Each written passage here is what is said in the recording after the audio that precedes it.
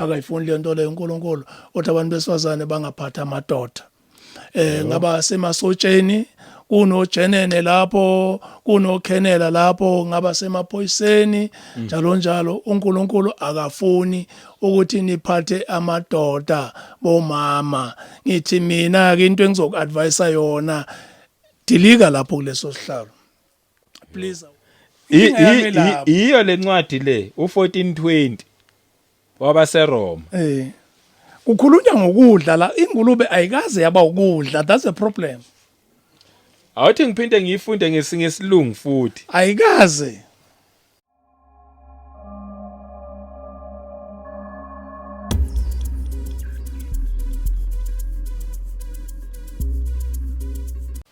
siyabingelela ababukeli emakhaya kwindawo ngendawo la nekhona nonke abadala nabancane umthetho wakhona uNkulunkulu uyathanda ukuthi masizoqala umsebenzi wakhe siqale ngokukhuleka sishare iverse so esikhathini esiningi mangifikile la khuluma nomduduzi fika ngikhuleke kuqala before evula ilokhozana i-shooting so namhlanje ngifuna ukuthi abantu babone bazi futhi ukuthi uNkulunkulu ufuna sithathe ipi position okumele ukuthi sithathe ngizoshare iverse lana kuMahubo chapter 68 verse 31 leli verse leli ngaliboniswa ephusheni namanye ke kodwa ngikhetha ukuthi ke ngithathe leli lifundeka kanje ambassadors will come from Egypt. The Ethiopians will raise their hands in prayer to God. Okusho ukuthi ngamanye amagama uNkulunkulu uthanda ukuthi masikhuleka siwe ngamadolo. Siphakamise izandla. Noma sikuphi siwa ngamadolo. Mangenza nje example last week ngilapha elokhuzene Lens. Ngambe ekhaya ngadlile. Mangifike lapha ngibone umfana ushisa umbila lapha yana bese ngithatha umbila lapha isikhwebu sombila lapha ngathola isiqhoko sami ngaba ngamadolo ngaphakamisa izandla ngathandaza khona lapho kunabantu ke bayadlula lana mangisukuma lapho uthi abantu bamangele ukuthi wenzani no indlela uNkulunkulu akafuna ngayo uthi noma ukuphi mawuzofaka something emlonyeni kumele ugoqe ngamadolo uthandaze then bese uyadla indlela ke le uNkulunkulu akasifundisa ngayo ngoba thina senza ngendlela yethu uNkulunkulu phela ufuna ukusilawula kuyo yonke into esiyenzayo yonke into yonke indawo ufuna ukuba khona lapho akutshela ukuthi wenza kanje unyathela kanje hayi ukuthi sizenzele ngendlela yethu manje thina sinayo le tendency ukuthi sithi la kunodaka la kunamatshe sizosukuma nje kwezinye indawo sedayi sovele ihlale ngezinqe sithandaze cha uNkulunkulu akafuni kanjalo sesingathandaza ke manje yebo komele siguqe kulungile amen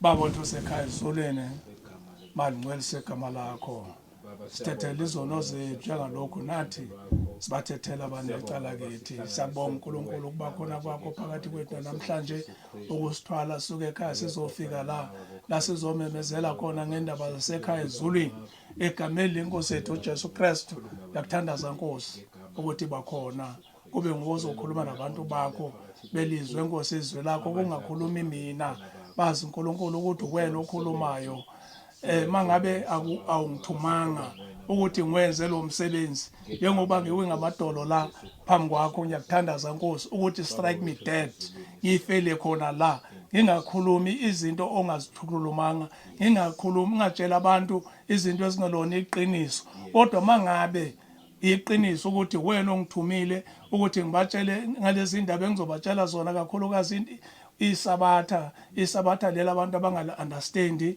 ungenze uNkulunkulu ukuthi ulenze Nkosi ubenze ukuthi abantu bakho balizwe isabatha leli libhebhetheke njengomlilo wequbula lifinyelele kuzo zonke indawo egameni lenkosi yethu uJesu Kristu ngokholo nangethemba uNkulunkulu uyasilalela ngiyazi uNkulunkulu ukuthi ngimobi ngiwe ngamadolo phambi kobuso bakho phambi kwesihlalo sobukhosi bakho ngingafanele ngimubi kunjalo nje ngingcolile ngiyinkone nginamachashaza izono kodwa uthi sithandaze size kuwe egameni lenkosi yethu uJesu Kristu obe nathi ngazo zonke izikhathi ungakhohlwa amagama ethu encwadini abaphilayo sekhaya ezulwini egameni lenkosi yethu uJesu Kristu obe nathi manje kube phakade amen. Amen. Siyabonga kakhulu.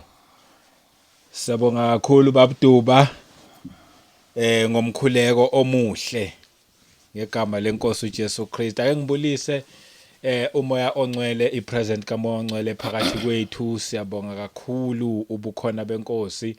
Ngibulisa abangcwele kuyindawo zonke la kufinyelela khona le message yeKota 2 Media.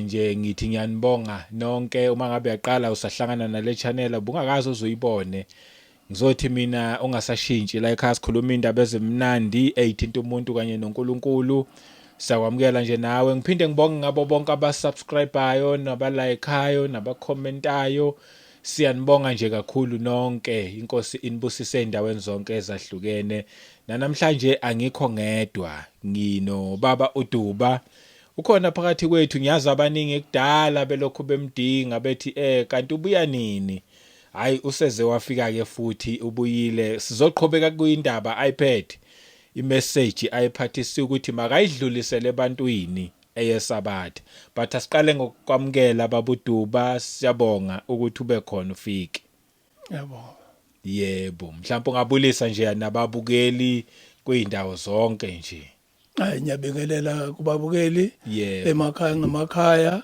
eindaweni nekuzo ngabasemsebenzini ngabasekhaya noma usendleleni yakubingelela egameni lenkosi uJesu Kristu. Amen.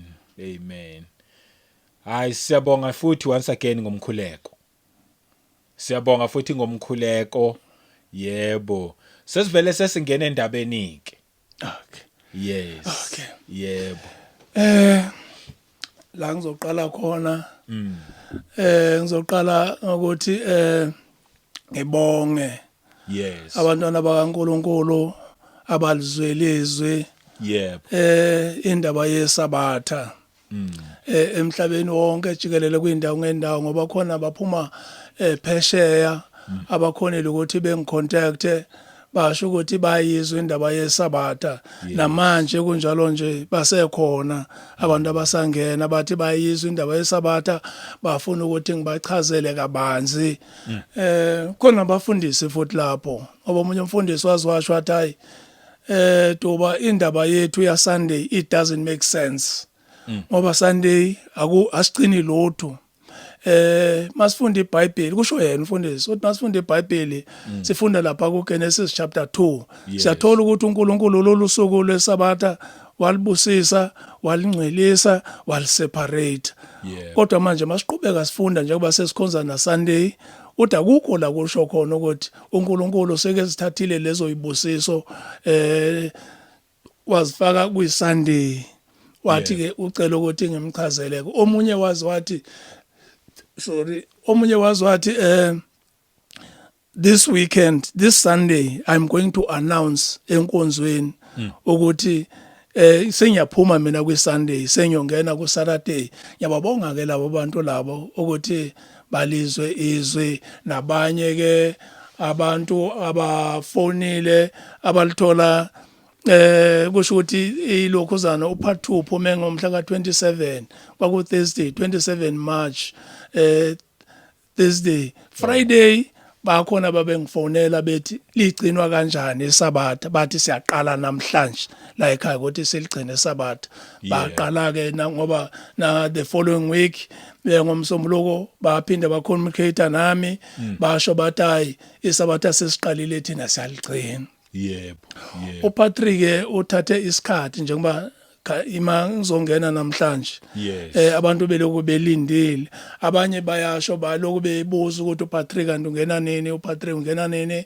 baze bathi abanye no ngoba uPatrick lo muntu ukhuluma yedwa lona esifu uhamba yedwa athi ngoba uPatrick akafiki ngicela mina ukuthi sihlangane uPatrick uzosithola ngendlela ngathi hayi akunankingi sa organize kwakuyi Tuesday yebo wathi asihlangane kusasa the following day ngolosithathu kwakhomba ukuthi sivelwe isifo kuyancwatshwa Friday lapha esifeni sizobabona ngolosithathu ngathi mina cha ngeke kulunge ngolosithathu koze bekulunge mhlambe emva kokuba sesiqedile wathi hayi ngolosine abona ukuthi hayi lo muntu lo ujahile mosuzathi ngiyamtrayisela ngoba kuncotshwa Friday ngoba mina bengicabanga ukuthi ngolosine bazothi babeletha umzimba ngibe ngekhona so zange kwenzeke wa foster ke nangempela wafika kanti akahambi yedwa uhamba nabanye wafika sahlala phansi safunda eBhayibheli yabona bafika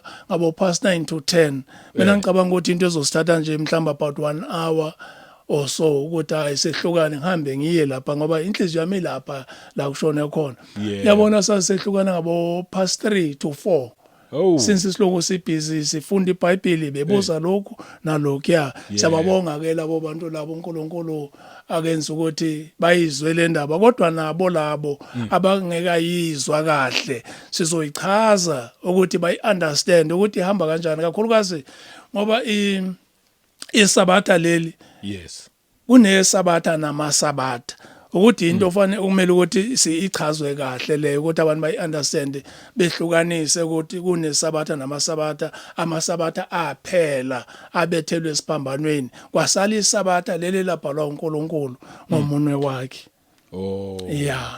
yebo mhlawumbe siyabonga asibonge nje kuba abazalwane abayitholile imessage mhlawumbe siqale ngayo le ndaba le yamasabatha nesabatha sesihlukanise injani yebo bengizoqala ngithanda ukuthi ngathi ngazathi singaqala ngama testimonies lawo yona sizoyibeka ngemuva qala ukuthi uNkulunkulu la ufuna senzini singabantu bakhe like ulokhuzana umnikelo uNkulunkulu uthi kumele kunikelwe sikhiphe tithe enkonzweni nama offerings mawuhola 10,000 mele wazi ukuthi i10% iya kuNkulunkulu kodwa ke at the same time ezinye izinto uNkulunkulu akangitshela zona azibhalwanga eBhayibhelini cela ukuthi abantu bangathi mhlambe bangibuze uthola ukuthi mhlambe nami nginazo impendulo lapho ezintweni ezingabhaliwe like for instance uthi mangabe uhamba endleleni uthola kunamabhodlela ibhodlela elifile lapho kunama pieces amabhodlela uthi amabhodlela lawo kumele uwaqoqe wathathe wafaka lokho zenemgqomeni mawuthola kunesidumbu senja noma yikati noma igundwane kumele usithathe usigubhela awubuzi ukuthi ubani ophulela amabhodlela awubuzi ukuthi ubani obulele lenja mhlambe ishayiswa imoto mhlambe umnikazi wayo bayidlisa ipoison ayithatha uyilahlela esigangeni lapha wena mawudlula lapho kumele uyigubhele awubuzi so izinto engazazi lezo ukuthi why esho kanjalo nami sengiyayicabangela nje ukuthi mhlambe into ezifana namabhodlela kwenzela abantu ukuthi bangalimali ngoba uNkulunkulu uyamthanda phela umuntu kwenzela ukuthi mhlawumbe abantu bangalimali ilokhuzana isidumbu lezi ezeyilwane wenzela mhlawumbe mangicabanga ukuthi kunganuki iphunga ungcola that's why ethi mangabe mhlambe uhambe endaweni kungena toilet uhamba uyozikhulula lapho kumele uphathe ilokhuzana ukhuni ufike ugubhe lapho uzikhulule bese uyavala so ufuna ukuthi nje kungabi nokungcola uNkulunkulu the way ngicabanga ngakhona for ngisho ukuthi ke ezinye izinto ke anginazo impendulo ngiyazicabangela nje mina sothi angibuzi uthola ukuthi hayi kumnyama lapha angazi uNkulunkulu ufuna sinikele ke enkonzweni okokuqala wangitshela wathi kumele mina mangifika enkonzweni angonikela nge25 rand at least mangenamali kodwa akuhambeni kwesikhathi uthi wonke umuntu oyenkonzweni at least kumele aphathe 25 rand yazi ukuthi abantu abasebenzi ayikho leyo eBhayibhelini abantu bazaba nama questions nama ngazi kodwa esho kanjalo ukuthi kunabantu kuneyinkonzo ke la uthola ukuthi abantu bayaphoqwa ngamathikithi ukuthi kumele babhadale amathikithi yabona nje once yaqala yafaka ubhadala ukuthi ithikithi awulibhadalanga sekune problem lapho ngoba uNkulunkulu wangikhola ukuthi ukhona lapho ukubhadala ngoba ilokhuzana i-tithe you bring back or you bring back or you bathini konje lokunikela okuphuma kuwe kusho ukuthi le mali le oyikhiphayo ubuyisa back emalini uNkulunkulu akakubusise ngayo kulokho uNkulunkulu ngathi nje kulokho akubusise ngakho ngoba mhlawumbe omunye yalima omunye unemfuyo wena you bring back so manje makuthiwa uzobhadala hayi manje mduduzi wena ubhadalanga ilokhozana kulenyanga seyine problem lapho so uNkulunkulu manje abantu sebeyaphoqwa ke lapho uNkulunkulu uthi abantu kumele bafundiswe bangaphoqwa mawuzobhadala ngicela ukuthi mina ngoba sowuzwile ungabhadali ungayikhiphi lo mali leyo yethikithi wena nikela ngokujula kwenhliziyo yakho kuNkulunkulu okunye futhi uNkulunkulu ufuna enkonzweni mangabe uasharwa kungaashara abantu besifazana ngoba baza bacontrola amadoda uNkulunkulu akafuni ukuthi umuntu wesilisa acontrole umuntu wesifazana yeah no noma kuphi noma kuyiphi situation for instance nje mhlambe unemoto la umama wena unemoto la usebenzela la unemoto nangumuntu wesilisa laphana nangoduba laphana tayi duba ngicela ungigezele omoto leyo hayi duba ngiyelela ijabulane mall akafuni kanjalo uNkulunkulu ukuthi umuntu wesifazane acontrole umuntu wesilisa ufana nase mhlambe lapha esikoleni ungugarden wenza igarden angifuni ukusebenzisa ugarden boy ngoba igama lalisetshenziswa elokusilulaza nje lalisetshenziswa abelungu lelo lethu ugarden boy wenza ingadi lapho uyacleana bese isuka lapho uthisha lapho wesifazana athi hayi ngicela ugeze imoto yami leyo uzokunika imali mhlamba ngenzele ukuthi ngoba ugarden boy no uNkulunkulu akafuni umuntu wesilisa ukuthi enze leyo lokhuzane atunywe umuntu wesifazana ngesabatha akuthengwa asithengi ngesabatha asigibeli ngesabatha kahle kahle uNkulunkulu ufuna yonke into ime ngesabatha ingakho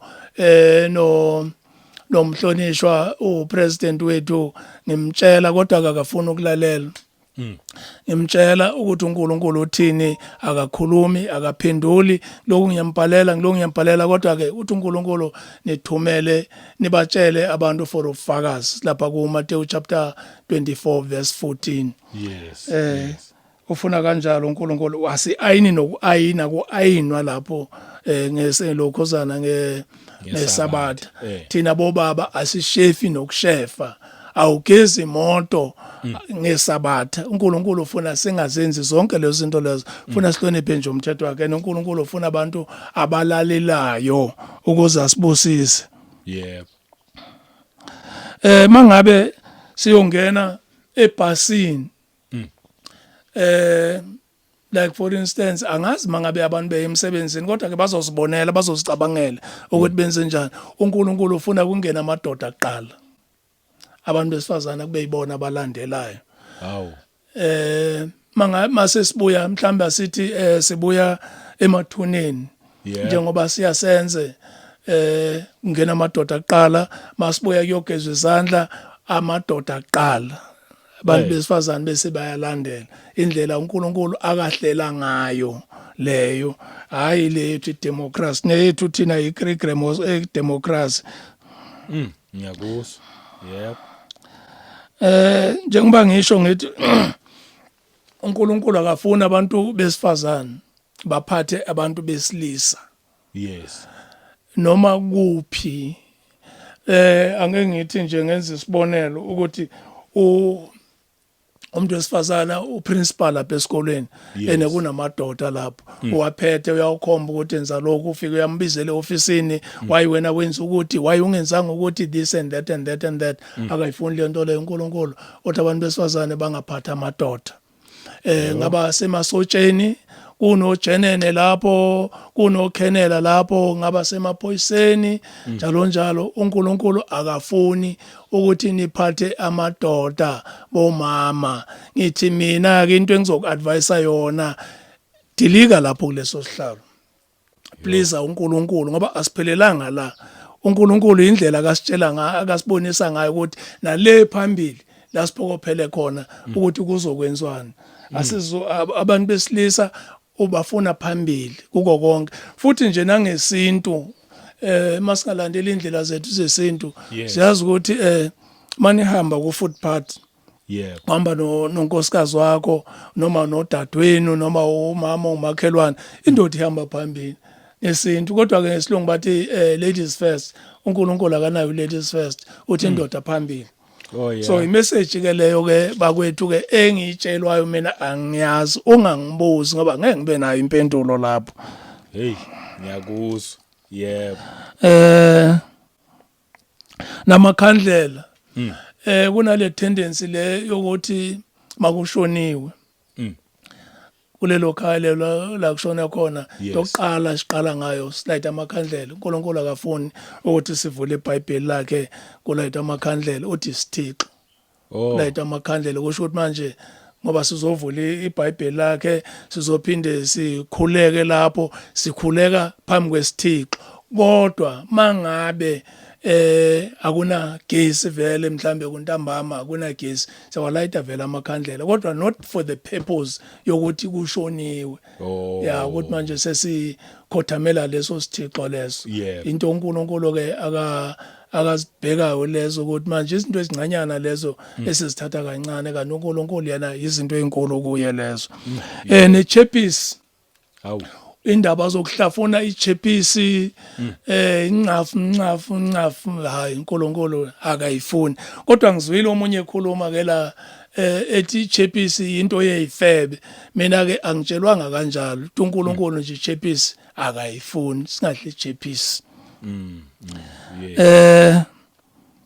okunye engizokubuza la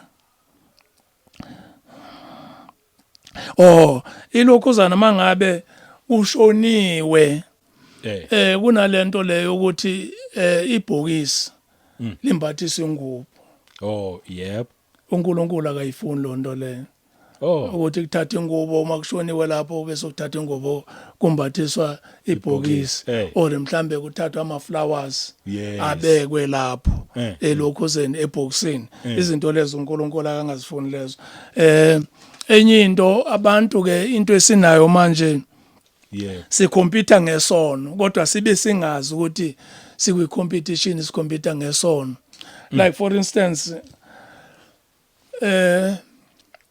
abantu abakhonza Saturday abagcina eSabatha basemgqini impela benza intando kaNkulunkulu bese begxeka abantu baSunday ukuthi ama-Sunday worshipers awagcini ilanga likaNkulunkulu yethi bona ngapha uthola indoda inentshebe imbuzi la ithrimile indoda ithrimile ikhanda uNkulunkulu akayifuni lona kodwa ukhonza Saturday yathi hayi mina khonza Saturday angifane nalabo abakhonza Sunday ngoba bona bakhonza bagcinisa iSunday manje sikhompyutha ngesono manje lo owa Sunday athi ubuka mina intshebe ngiyagunda nje ngigunde nje intshebe ngigunde yonke ngiphuce nekhanda laba bona bheka intshebe siyakhompyutha lapho ngesono fana abomama abagcina iSabatha imost yabo zabathola beluka inwele ubathole bepende nemilomo befaka amawiki ama-crocs laba abakhonza Sunday bona bagqoka kahle nje uthola ukuthi abomama nje begqoka babonakala nje noma ehambela lapha njengabomama bakwaLakhanyana noma bakwaLakhanyana noma uhlangana naye emall uzombona ukuthi umama lo ogqoke kanje uma uthi uyasondela uzabona ngesayini yakhona ke kaLhanyana ngisho nendoda yakhona yakwaLhanyana idriver ibhasi uzothola isigqoko salo sibeke lapha unebhantshi lakhe la usahlonipha yena ubaba uLhanyana usabeke nebhantshi lakhe la emva kwesitulo inelokhuzana linebhantshi sikhompyutha ke manje iproblem into engiyibonayo la ukuthi isono esibhizi ngaso sikhompyutha ngaso uthola ukuthi omunye athi hayi umdodoza athi hayi uyazoduba uthandana nomfazi womuntu mina ngcono mina angithandani nomfazi womuntu ngithandana nezintombi isono leso siyakhompyutha manje ngento wrong asiboni into elokhuzeli wrong masizenza lezi zinto lezi nezinto ezizosibamba lezo ngalela la ngalela sizobambeka lapha egate uzokwenza konke uthola ukuthi wenze kahle wasebenza kahle kodwa kube nalento encanyana le ekubambile like njengoba ngisho ngithi asishefi ngelokhuzana ngesabatha asipholishe futhi nelokhuzana ecathulo bese ngithi hayi ukupholisha khona mina ngizapholisha ngoba hayi into encane uNkulunkulu ubona konke ayikho into esiyenzayo uNkulunkulu ukuthiwa akayiboni ubona konke esikwenzayo so okwamanje ke ngisamile lapho kodwa ningi nje kuningi kodwa ke kunama message nabantu abacommunicate nami abawacelayo ama message so njalo mayesekhona ngiyawathumela namanje nje khona kumele ukuthi ngiwathumele mhlambe before leli viki leli ngiyawa prepare nje ngiwafaka kwilokhuzana angithi ngiwafaka kwi register bese ngiwafaka kwi laptop then bese ngiyakhona ukuthi ngiwathumele njengoba nawe bengikuthumelele nje nabanye ke ngiyabathumelela ukuthi bathole the latest ukuthi uNkulunkulu uthini ufuna senzeni singabantu bakhe yabona ke manje sesingena ke manje odabeni lwesabatha njengoba ushilo ngicela kancane before singene odabeni lwesabatha ngingashefa ngamanye amalanga akumelanga ngishefe ngesabatha kuphela okay sabatha nje ukhona ukuthi ungashefa or ugunde ngingatrima ekhanda ngamanye amalanga kuvumelekile ukutrim cha hayi uLeviticus chapter 19 akavumi lapho asitrim ikhanda yabona njengoba zinjinwele zami sadla ngiyazigunda ngiyaliphuca nje ikhanda noma mhlambe ngiziyeke hayi ukuthi ngizotrimaphuca ku right emasayitini angeze ichiscope right hayi akukhulunywa ngakuthiwa nje mangazikhiphi kodwa mangifunda iBhayibheli lithi uyaziphungula uyaziphungula nje lokhosana einwele ungazisosi zonke enye nje message mama uthi behle ezikhundleni angeze mama ba ama manager ema company uNkulunkulu akafuni baba akabafuni uNkulunkulu ukuthi baphatha amadoda mangabe uyimanager lapho emsebenzini kodwa azi ukuthi akunandoda akayizayilawula akunandoda akazayicontrola lapho nangokomsebenzi ngaba semsebenzini ungaba sekuhlaleni endaweni thola ukuthi mhlambe abantu banama organization ba organizene ukuthi hayi umama usoso umama uthandi uyena uzosiphatha lana ene kukhona naboduba naboshabango lapho manje akafanelanga ukuthi asiphathe thina ngaphandle kokuba leyo organization leyo abantu besifazane kuphela akuna problem lapho ngoba nasenkonzweni akafuna uNkulunkulu ukuthi abomama babe abafundisi bashumayele lapha endlini kaNkulunkulu ngoba neBhayibheli vele liyasho lana ukuthi uthi abathule enkonzweni lapha kumaKorinte chapter 14 uthi abathule abomama bangakhuluma ngabe kunento afuna ukuyibuza uzoyibuza kumkhonyana wakhe ekhaya kodwa bangavangela kakhulu bangavangela impela naselokhuzeni enkonzweni mangabe uyaprofeta uyakhona ukuthi eme laphana a prophet message kaNkulunkulu lakhona ukuthi ayideliver yes hayi no kezwakala kulungile singangena ke kule ndaba le. Okay. Yes. Yeah, indabeni yelokhosana. Yesabatha namasabatha. Isabatha leli. Yes. Abanye abantu ke bathi liqala ngo5:30. Yes. Abanye bathi liqala ngo5. Abanye bathi liqala ngo6. No, ayihambi kanjalo indaba yesabatha. Isabatha liqala makushona ilanga. Oh. Kwi-area yakho. Yep. Makushona ilanga uyabona njengala angazi ukuthi lishona sikhathi sendanga kini. Manje ngoba kuyi winter ngabo 5:10 somewhere lapho. Angeze Lishona lapha ngabo 5:10. shona half past 5:30. yeah lapha ngakithi. Oh yes. Yeah. Kuzoba ikhathi ezifanayo nala. Yeah, ngashiyana nje kancane uthola ukuthi mhlambe thina ngalesi sithwe izindlu mhlambe nina njengoba nikule ndawo mhlambe ayinalibona la likhona mhlambe nesithwe igqoma lele lapha phezulu. Yeah, mhlambe lisheshe lishona. Uya ngendawo okuyo njengoba ngangashona ngalela la ngokuthi ukhona omnye umngane wami ole eWestern Cape. Ngambuza wangoDisemba, ngambuza wathi lishona 7:25. La kithi ngaleso sikhathi lishona ngaleso sikhathi la lishona ngo7:00. Ngabuza omnye umngane wami ole eKZN wathi lishona lapha kubo ngabo 22:07.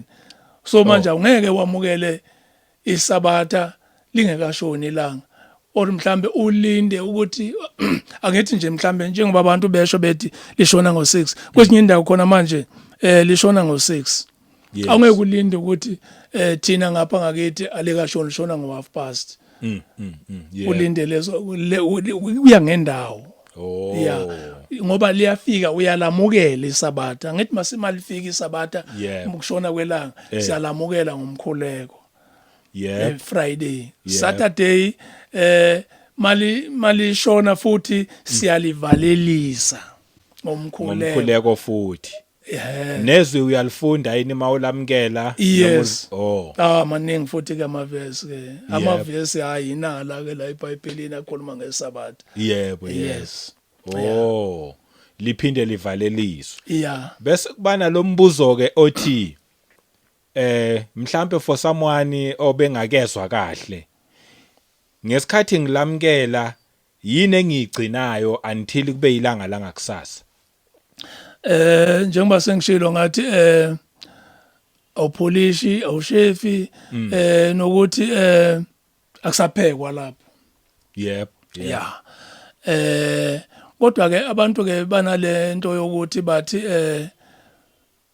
kumele maseqala isabatha udla ukudla okubandayo cha ayihambe kanjalo. Uswitch istove ngaleso sikhathi asithi njengoba ngisho ngethi ngale ngakithi lishona 5:30. Yes. Malishona ilokhuzana elanga switch istove ngaleso sikhathi. Ukudla kuyashisa kuyaphakwa abantu badla ukuzokushisayo ngaleyo langa lelo. Bese kuthi ke Saturday ilapho ke manje awusafudumezi ukudla. Mina ke ngiyanguthatha yabona njengoba lilokhuzile libalele kanje thatha ukudla kwami ngibeke lapha ngaphandle ufuthunyezwe ilanga. Kuthi ngelunch bese ngiyadla ukudla ufudumele futhunyezwe ilanga. Abanye basebenzisa ama microwave angiyazi leyo. Kodwa ngoNkulunkulu ngoba negiza njengoba ngasho ngathi igiza uNkulunkulu uthi it must be switched off ngesabatha. Lawo manzi lawo mawuyiswitcha ntambama kushona ilanga amanzi ayashisa lapha nangakusasa ekseni banvuka nenkonzweni yakhona ukuthi ungasebenzisa akusho ukuthi you are forbidden ukuthi ungawasebenzisi lawo manzi ashisayo ngaphandle kwamanzi abiliswe ngesabatha. So mina ke ngoba ilokhuzana igiza yami isafile ngisazama ukuthi ngizame indlela ukuthi ngilungise sebenzise flask.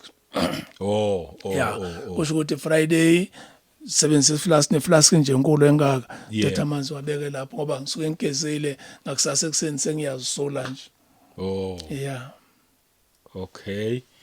Mangabe kuthiwa Saturday kuyasetshenzwa kuyashanelwa endlini izitshu ungayigeza ngamanzi abandayo yini nje? Izitshu azigeza. Ungayigeza. Izitshu azagezwa zona. Ngoba niyadla izitshu azagezwa zona. nokushanela ungashanela endlini yes hayi endlini yashanela okungavumelekile lemisebenzi njengokuya emsebenzini mhlambe njani nje imisebenzi engavumelekile emsebenzini awusebenzi setshenzwa ngesabatha that's why uNkulunkulu ethi kumele iCountry ime ngesabatha kungasetshenzwa yep yes that's yeah. why ethi kumele ime iCountry kungasetshenzwa manje uyabatshela ke laba lapha abaseyikhundleni hayi bavele bangakuzwa nje ngoba kusho ukuthi phela uNkulunkulu njengoba esho ethi lolu suku lolu ungcelisile yep walibusisa yep waliseparate alifani nezinye izinsuku asazi ukuthi liquketheni lona lelo suku lelo ukuthi liphazamiseka mawenzani so nama aeroplane awahambi akumelanga ukuthi kube nama aeroplane azolanda naphuma la eSouth Africa nezitimela ezihambayo la njengoba kunojantshi khona la eduzane enhlazane nje akuhambi isitimela nezimoto next uyathula nje akuvula itolo kuvaliwe nje ngokaNkulunkulu oh yebo asebenzi nje asuthinti nje umsebenzi siyaphumula siyamdumisa njengoba esho lapha uLeviticus chapter 23 verse 3 yep ethi siyahlangana ngesabatha kezwakala khona obuze umbuzo othi angaligcina yini isabatha bese one Sunday angaya yini enkonzweni futhi uNkulunkulu uthe kimi ke okuma ukhonza Sunday ukhothamela isithixo ngoba mangizwe indaba yakhona ngabantu bafunda nezincwadi ke umlando kuthiwa iSunday le yaqala ngokuthi abantu bakhothamele ilanga Sunday yes yeah so baqala lapho so kufana nokuthi ukhothamele isithixo ke Sunday ngokaNkulunkulu oh yebo kodwa ke uma ungazi njengoba iBhayibheli lisho lithi izono zokungazi uNkulunkulu ayithalalisa yebo ya ngoba ukwenza lokhu ungazi kodwa mase wazi usuyona you are sinning njengoba ngisho ngithi nabomama laba abaphethe ikhundla if abayihli ezikhundleni ya sinning nabo laba engikhuluma ngabe ukuthi mabe khipha imali umnikelo lapha elokhuzeni einkonzweni bangabe bayaqhubeka nendaba zama tickets zama receipt uthola irasiti nama tickets if baqhubeka nabo they are sinning ibaqhubeka nabo bayobhadala ukuthi hayi mele nibhadala bo 30 rand ngenyanga mhlambe nibhadala bo 50 rand kanjalo uNkulunkulu ngoba phela manje ukuya elokhuzeni enkonzweni Sunday is just a social gathering kahle Sunday angez ushuko ukohlangana Sunday hayi social gathering le ayikho kuNkulunkulu kodwa bona basuke beyodumisa beyokhonza futhi ngoba bazi kodwa ke manje uthola ukuthi angithi manje nakho lokho engoshoyo ukuthi manje bayabhadala they don't give back yeah they pay bona yes manje that's a sin yep and ukuya lapha Sunday it's just a routine ngizothi is a routine kanjani ngisahambela amasonto yes hambela ngiyakwelinye isonto ngapha ngenhle emabhedla lapha ngime lapha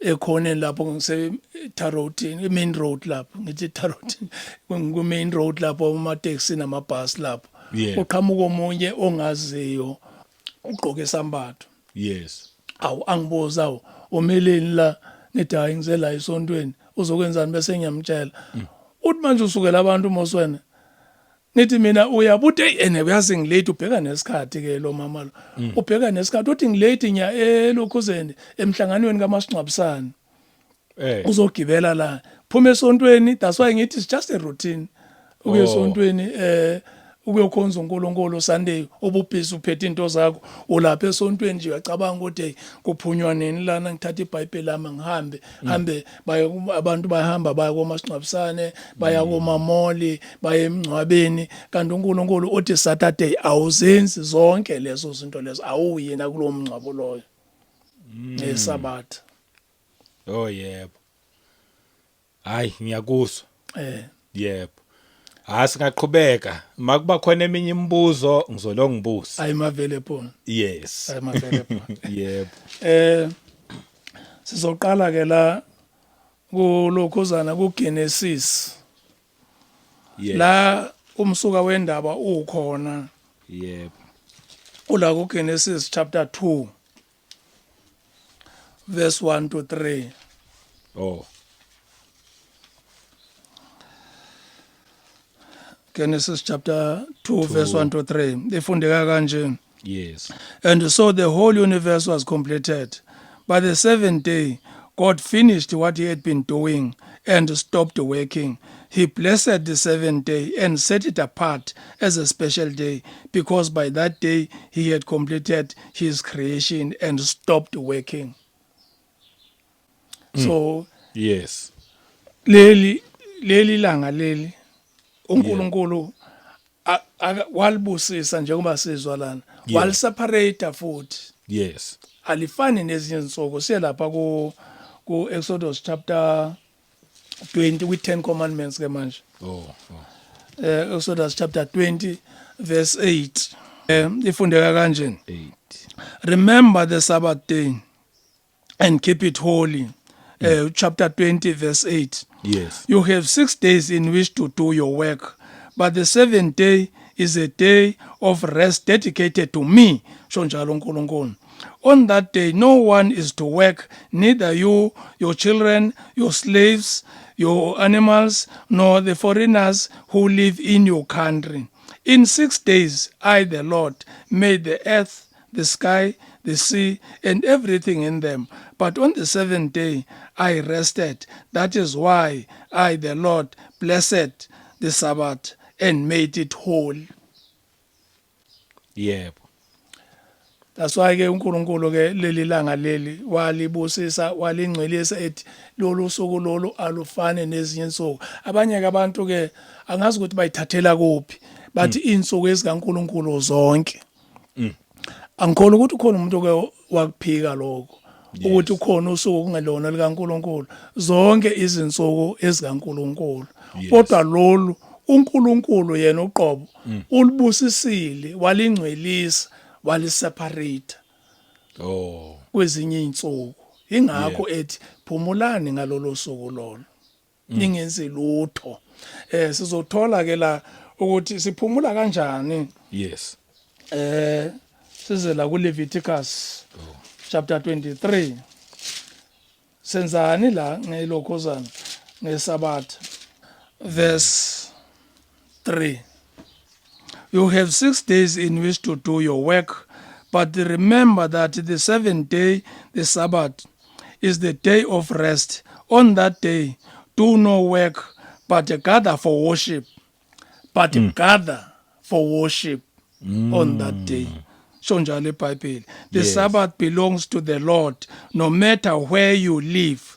Proclaim the following festivals at the appointment time. You gather on that day. Masithi ukubuyele emuva kancane ngapha ku 19 khona la ku Leviticus ku 19 chapter 19 verse 30. Fundeka kanje. Keep the Sabbath and honor the place where I am worshipped. I am the Lord. Keep the Sabbath and honor the place. Okusho ukuthini lokho? Usho ukuthi you gather lapha kule ndawo la ngeSabatha. Yes. Yeah, ila nihlangana khona. Yeah. Right. Ilokhuzana iSabatha leli eliku 10 commandment. Angithi liku 10 commandments. I 10 commandment le esifunda kuyo la ulokhuzana Exodus chapter 20. Yes. Yeah, usuka lapha ku verse lapha ekuqaleni.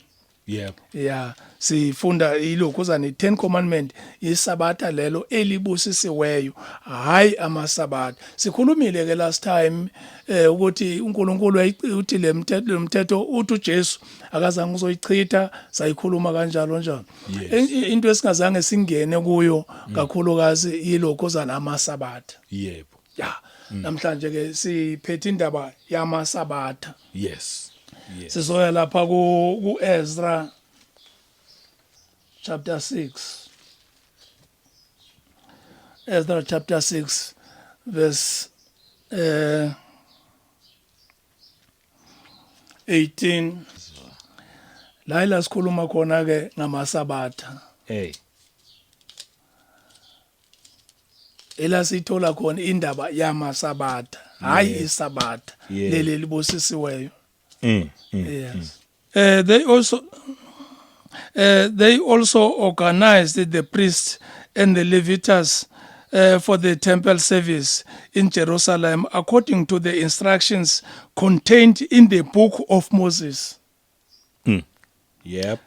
Containing the instruction contained in the book of Moses. Angithi ngalelala ngasathola ukuthi ilokhuzana imithetho kabili kunomthetho kaNkuluNkulu akawubhala ngomunwe wakhe. Yes. Yeah, sakhotha nalapha ukuthi kuphi lo mthetho lo nalapha ku Leviticus ukuthi uNkulunkulu wathuma uMoses ukuthi abhale encwadini. Yep. Yeah, sayikhuluma ngenqala ukuthi siloko sirepeat into eyi1 njalo sayikhuluma lapho. Bese siya ke manje kuNehemiya next door.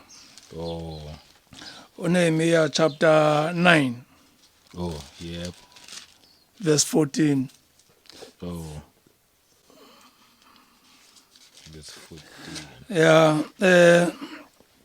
khuluma ngamasabatha lana. Hayi isabatha leli elingcwele elibusisiweyo elingafani ezinye insuku. No.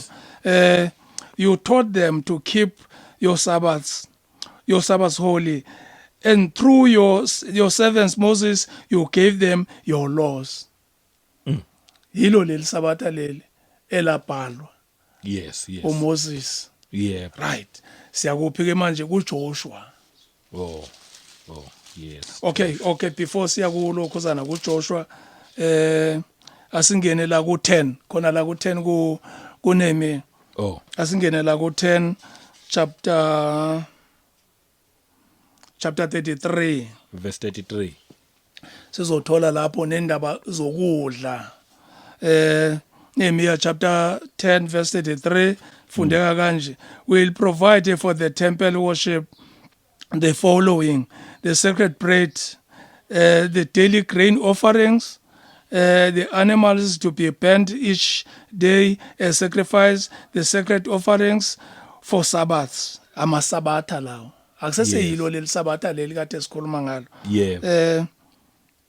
For Sabbath, new moon festivals, and other festivals, the other sacred offerings, the offering to take away the sins of Israel, and anything else needed for the temple. La khulunywa ngawo lawo masabatha lawo. Oh. Abhalwe aselokhuzana asencwadini kaMoses. Siya kuJoshua ke manje. Oh. Yes. Siya kuJoshua sibuyele emuva sengiyaphambili manje. Chapter 23 verse 6. Yes. Lizositshela kahle ke la. uJoshua chapter 23 verse 6. So be careful to obey and do everything that is written in the book of the law of Moses. Yes. Khulunywa ngawo ke la masabatha. Ngoba la masabatha aqala lapha ukubhala kwaMoses lapha ku Deuteronomy chapter 31 verse 9. Oh. Yeah, la iwabhala khona. Sazi ke manje ukuthi lelo khosana le ncwadi le eka Moses siqhubeke ngelokhosana ngamasabatha aselapha ku Deuteronomy, ku Deuteronomy chapter 5. Sithola ke la ku Deuteronomy chapter 5 verse 12, observe the Sabbath and keep it holy as I, the Lord your God, have commanded you. You have 6 days in which to do your work, but the 7th day is the day of rest dedicated to me. On that day no one is to work, neither you, your children, your slaves, your animals, nor the foreigners who live in your country. Your slaves must rest as you do. Remember that no la isabatha leli ne Yebo, isabatha. isabatha leli lesikhuluma ngalo Yebo. elingcwele Yebo. that your slaves that your remember that you were slaves in Egypt and that I the Lord your God rescued you by my great power and strength. That is why I command you to observe the Sabbath. Seyilokhuzana yisabatha lelo uNkulunkulu akakhuluma ngalo kodwa that's why esho njalo ukuthi siligcine leli sabatha leli siya manje kulokhuzana sithola ukuthi lamalokhuzana isabatha leli lapha ku Exodus chapter 25 verse 15. Yeah. The poles khulunywa ke manje the poles are to be left in the rings and they must not be taken out. Then put the box then put in the box the 2 stone tablets. Kulwa ngawo lamasabatha ngesabatha ukuthi lamatshe lawo amabili Yep. afakwe elokhuzeni kwi covenant box kumphongolo. Yes. Yeah, 2 stone tablets that I will give you in which the commandments are written. Kusho ukuthi lawo malokhuzana lawo matshe lawo ila a container isabatha leli elibhalwe uNkulunkulu ngoba akwi 10 commandments. Oh. Yeah, 10 commandments okukhulunywa ngayo la manje lapho. Isabatha leli eligcinwayo lamasabatha lawo agcinwayo masiya lapha sizoya lapha ku New Testament. Uyazi ngiyezwa abantu bathi siya lapha ku New Testament ku Colossians chapter 2. Ngiyezwa abantu bayakhuluma la ukuthi abasayifundi lokhuzana iOld Testament. Yes. Sebefunda iNew Testament kuphela. Manje kuyangimangaza ngoba phela kuyahambelana la. iOld neNew.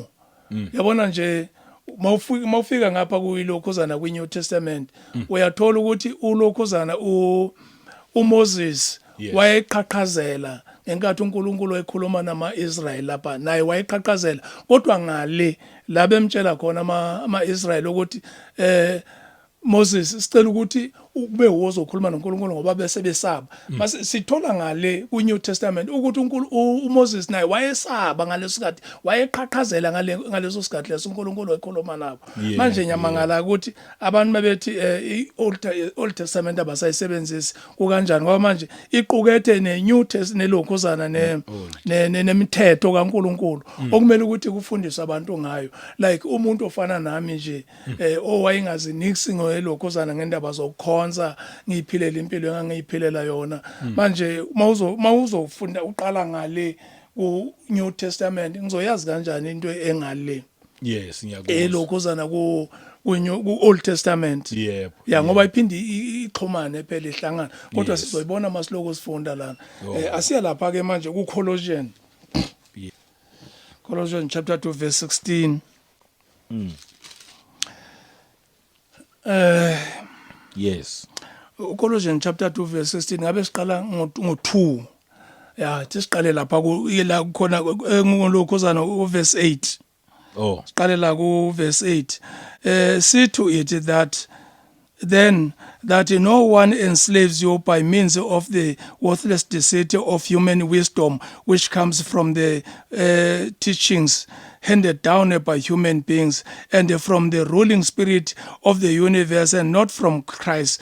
Angithi manje lana siyatshela ukuthi singalaleli izinto izifundiso esizifundiswa ngabantu Abantu yibo laba basitshela ukuthi hayi ilokhuzana isabatha alisekho. Yes. Yeah, siye lapha ku Ephesians. Siya ku Ephesians before siya lapha ku 16. Oh. Ephesians chapter 2. Yes. Chapter 2 verse 14. Ephesians.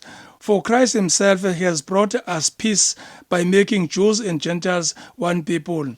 With his own body, he broke down the walls that separated them and kept them enemies. He abolished the Jewish law with its commandment and rules in order to create out of the two races one new people in union with himself, in this way making peace. Ukuthi he abolished lawo masabatha. Ilo mthetho leyo ehambelana nabasabatha sifundile lapha ukuthi kukhona nokudla futhi. Kuthi nokudla kuyadliwa nokudla lapha. Bese sibuyela ke manje futhi lapha ku Colossians. Sibuyela lapha Colossians 2. Okay. Asale sesingena khona la ku Ephesians chapter 4 verse 5. Oh, 4:5. Yeah, khona la ku Ephesians chapter 4 verse 5. Yes. There is one Lord, one faith, one baptism. Manje amanye ama faith abuyaphi? Ayikho enye ilokhuzana ifaith nenye baptismal esingayithola ngaphandle kwale esithola la elokhuzeni eBhayibhelini. Siye lapha ku Ephesians lapha ku Colossians chapter 2 ke manje. Lapha Ephesians lapha ku verse 16. Le verse lishaya abantu lele kakhulu lapho.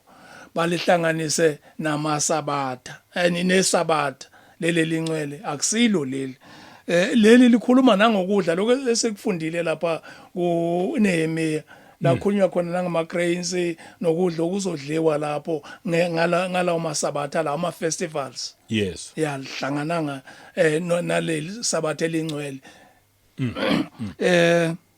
Ifundeka kanje verse 16 chapter 2 Colossians. So let no one make rules about what you eat or drink, or about holy days, or the new moon festival, or the Sabbath. Ukhuluma ngalawo masabatha. Bese ke manje abantu bethi sibheke kuJesu bese singena khona la ku 17 next door lapho. All such things are only a shadow of things in the future. The reality is Christ. So zonke lezo zinto lezo Yes. asabalwa ngoba sezidlulile. Angithi sitholile lapha ukuthi lo mthetho loyo wa abolishwa. Yep. uJesu wawu abolish. Yes. Mhlambe nje ngelanguage elula yini amasabatha nje mhlambe nje siyenze nje for someone ongakayizwa kahle. Okay. Yini amasabatha nje simplify. Ama festivals, ama holidays ayenzelwe ama Israel mayiphuma le elokhuzeni eGibhithe. Oh bekuba namalanga athi. Yeah, uNkulunkulu akawenzela wona ukuthi bakhona ukuthi baphumule. Oh. Ngoba phela angithi lapho kwakukhona nemithetho lapha angithi njengoba kusho ukuthi la njengoba siqeda kufunda u17 lana ukuthi sesibheke manje kuJesu. uJesu angithi ukubethelwa kwaJesu. Yes.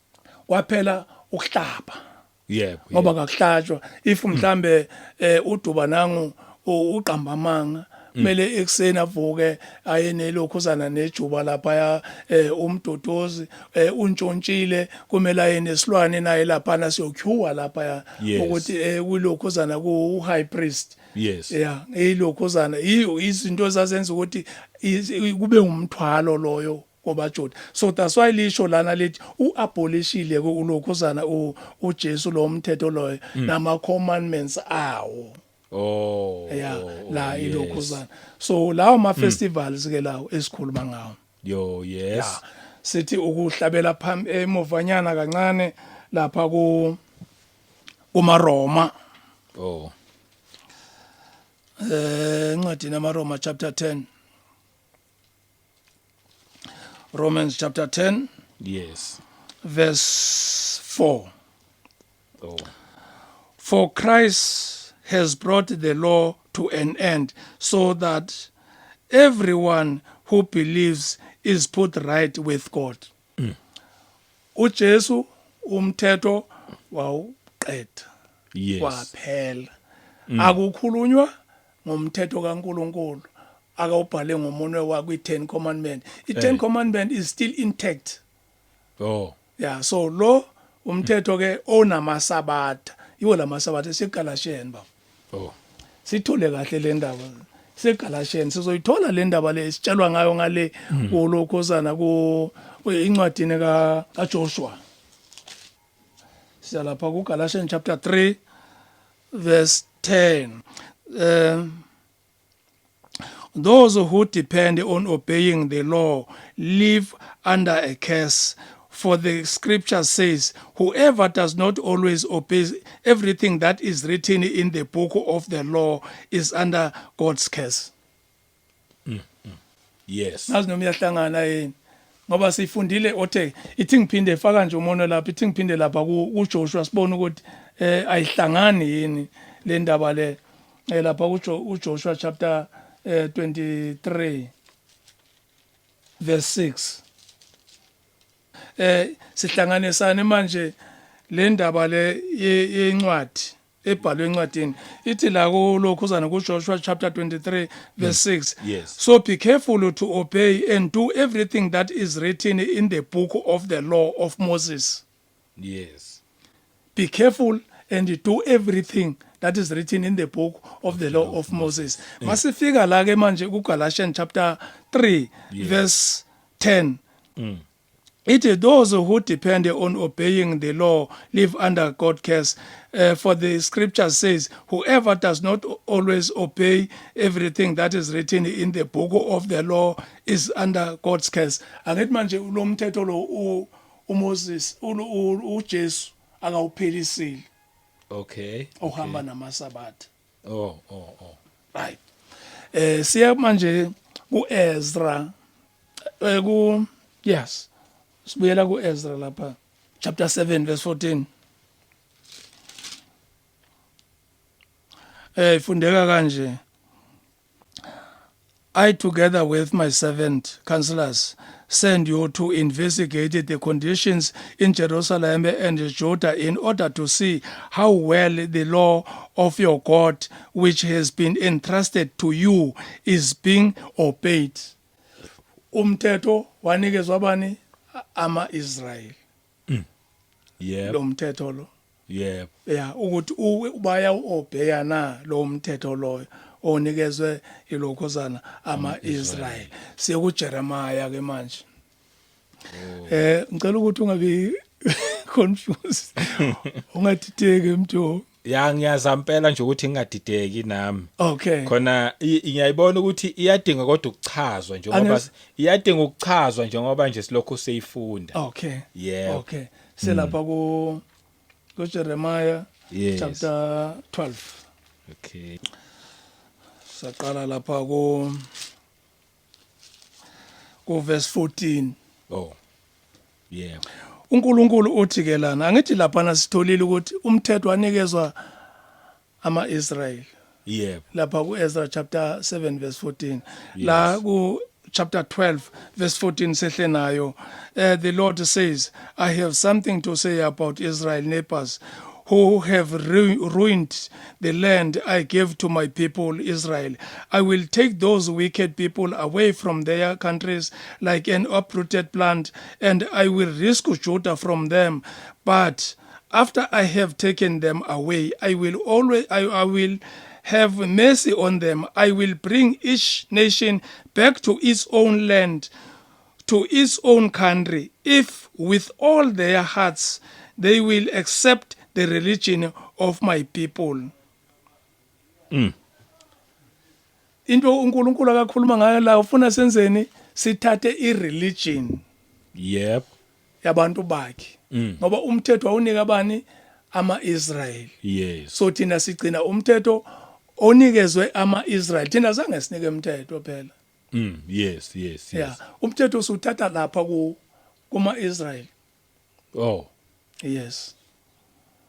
Ngazi noma ukhona omnye umbuzo ngawubuza concerning siyathola futhi nangapha mase siya ngale ukuthi ulokhuzana abo Paul soyifunda kodwa ke soyifunda zamele sifunde yes ngayifunda nje khona manje ngacela uyibambe ngapha esisolweni ke baba Oh. incwadi yezenzo chapter 13 verse 42 Yeah. sifunde lapha from verse 42 to 44. Okay. Kwathi ekuphumeni kwabo bacela ukuba lawo mazwi akhulunywe kubo nangesabatha elizayo.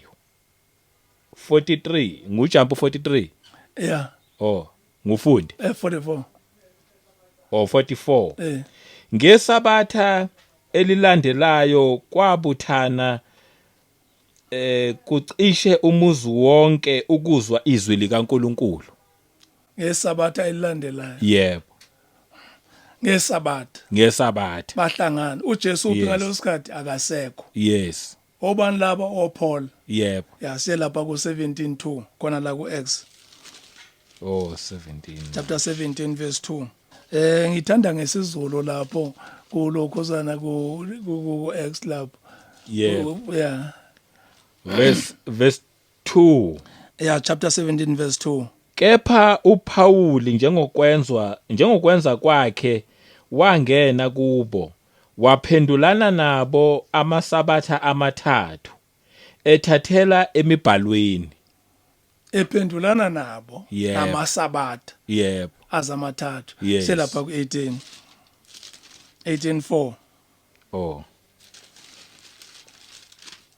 nalapho ngijabulela ngesizulu oh ithi washumayela esinagogeni ngamasabatha onke wazuza abaJuda namaGreki eshumayela kuphi esinagogweni amasabatha onke angithi manje ulokhuzana uPaul aboPaul bebengahlali endawonye yes uzamthola ukuthi ula eGauteng umthola usempumalanga uselimpopo uNkulunkulu umthumela lapho ukuthi awusebenzela lapho la masabatha that's why ke kuthiwa amasabatha onke kusho ukuthi okay amasabatha onke la eGauteng waye basesinagogweni eshumayela yebo uJesu uphi ngalosikhathi akekho so indaba ukuthi uJesu wathi uyinkosi yesabatha Yesu uyinkosi yesabatha kodwa akazange alikho iverse elishoyo ukuthi amasabatha manje aphelile isabatha liphelile alisagcina isabatha into ephelile amasabatha ama festivals yewangasekho njengoba sifundile la sathola ukuthi ulokhuza noJesu yasho ukuthi wawa abolisha oh yep so uma ngabe kukanje kulungile ukuhlanganwa ngamanye amalanga njengo Monday Tuesday Wednesday kulungile khona no akusinkinga lokho angithi usuku kuyafundiswana kuyafundwa nathi besenza lokhuzana besihlangana nga ngisazi noma sihlangana ngama Tuesdays njani senza ama Bible study oh awukuhlangana kuse problem oh as long ufunda izwe yabona uNkulunkulu akana inkinga noma ningalifunda ubusuku bonke ngoba ngikhumbula ukuthi besiyasithi masifunda iBhayibheli sifunde ezesikhohle nokuthi asidleli yes sifunda nje iBhayibheli kuphela yebo usuzokhumbula ukuthi konje asikadli yebo yeah so ngiyacabanga ukuthi ke abantwana bakaNkulunkulu bacaciselekile yes bakutholile ukuthi uNkulunkulu isabatha ingakho ethi uNkulunkulu uyalifuna isabatha lakhe ukuthi aligcine mhlawumbe omunye khosi abanye baba nalembuzo le ethi uAbraham waligcina yini isabatha is obvious ngoba masifunda lapha kuGenesis noma ngakhumbula incwadi lithi uAbraham wayigcina konke yeah noma ngakhumbula iverse nje lithi wayigcina konke emyalo kaNkulunkulu yayisikhona imiyalo ngesikhathi sika Abrahama noma eqhamuke lapha kuMoses kuMoses. isabatha ngithi ulokhuzana uzalelwa kulo uzalwa nje likhona yeah uAbraham uzalwa nje isabatha vele liexista njengoba silitholile lapha ukuthi uNkulunkulu mayiqeda ukudala yes kwalokhuzana wabeka isabatha wamisa isabatha usuku lesikhombisa hayi ya kwamanje kuyenyeswa okay angabi nayo imibuzo eminingi okay yes yeah so lezi ezinye ke ezokuthi uJesu wayehamba nabantu badla lapho labantu laba bebengasebenzi babedla so abantu ke banalento ukuthi bathi uJesu kodwa azange ebone lisho njalo vele eBhayibheli ukuthi azange ebone lapha kuMateyu chapter 12 azange ebone kodwa akusho ukuthi isabatha alisagcinwa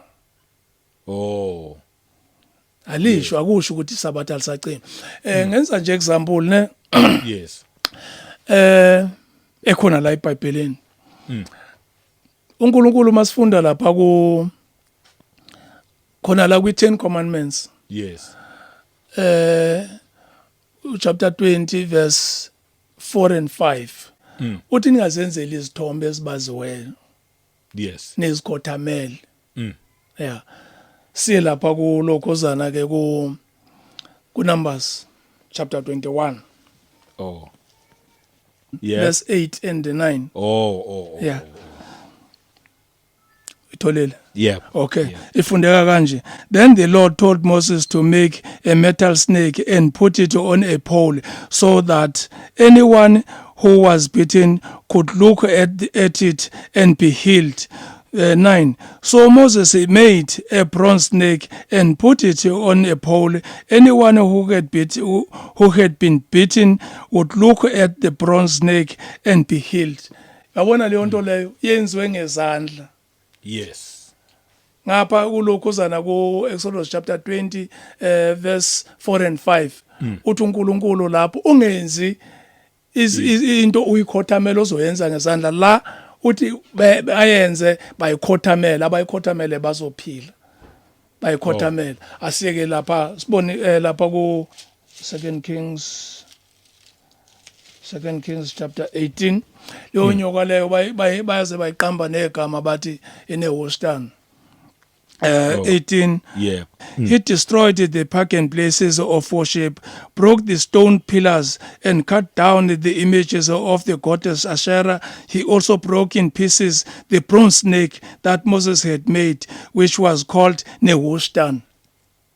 Up to that time, the people of Israel had burnt incense in its honor. Hezekiah trusted in the Lord, the God of Israel.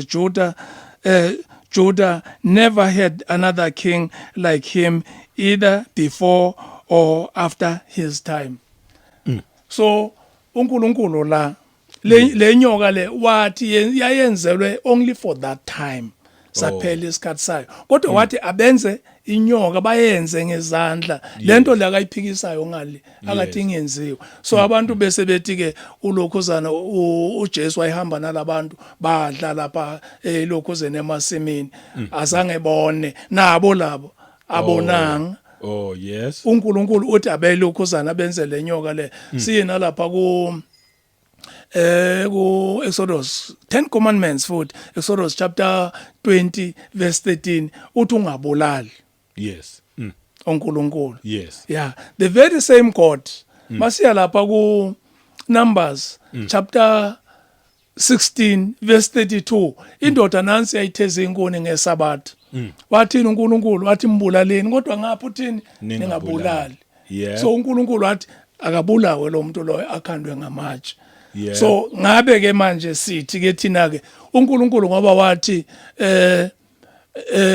ungabulali uthi ngapha ungabulali kumele ukuthi silokhuzane manje siyabulala ku right ngoba uNkulunkulu uthi bulala no lokhuzane uAkhan masifunda lapha ku chapter 7 uJoshua uAkhan angithi wathatha izinto ezikhondenyiwe uNkulunkulu leza kayintshontsha wahamba wazigqiba lapha elokhuzeni ethendeni lakhe. Yes. uNkulunkulu wathini wathi akakhandwe ngamatshe nomndeni wakhe kodwa ngapha uthini ungabulali. Yes. Ngizama ukulungisa le ndaba yokuthi badlala abantu laba ngesabatha bakha lapha elokhuzeni emasimini Yes. kodwa lithi iBhayibheli they were not wrong kodwa uNkulunkulu uthi ngesabatha awenzi lutho. So thina kumele ukuthi sigcine le akayishoyo uNkulunkulu siyeke le kunezi akenza abantu ukuthi bazenze ngaleso sikhathi for that reason yakhe.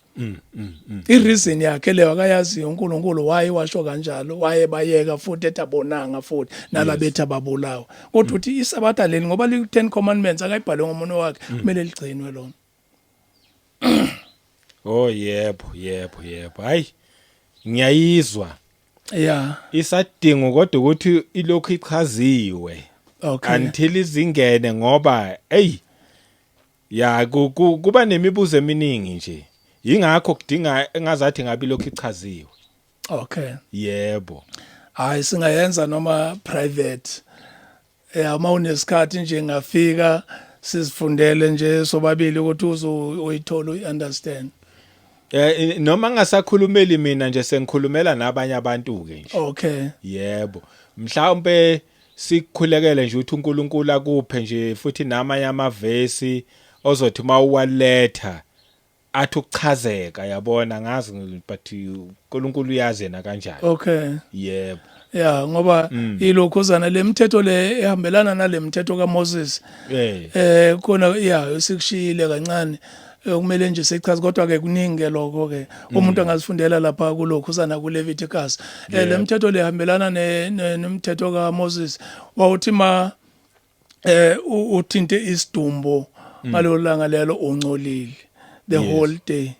Umuntu wesifazane emayisesikhathini agenzi this and this for isikhathi singaka mayithola umntwana umfana agenzi this and that for isikhathi singaka mayithola intombazana kanjalo njalo. Zonke lezo zinto lezo ukuthi ungcolile imithetho le yabhalwa encwadini kaMoses eyaphela.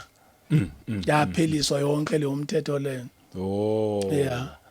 Yebo but imile le yesabatha. Angizwa imile le yesabatha. Hayi anyakazi lena ba. Anyakazi lena. Manje nginombuzo lana ke. Yes. Kuba ko bishop.